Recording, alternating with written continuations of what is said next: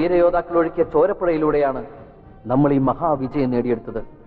ആ ചോരപ്പുഴയിലെ ഒരു തുള്ളി മാത്രമാണ് എളിയവനായ ഈ ഗോപിനാഥൻ. അല്ല, എളിയവനല്ല, വലിയവനാ. ഈ നാടിന്റെ മാനം കാത്ത വലിയവൻ. പെറ്റമ്മയെ പിച്ചു ചീന്തിയവർ ഇന്ന് മതത്തിന്റെ പേരും പറഞ്ഞ് അപ്പുറത്ത് നിന്ന് കൊലവിളി നടത്തുന്നുണ്ട്. ഈ പാകിസ്ഥാൻകാരോട് എനിക്കൊന്നേ പറയാനുള്ളൂ.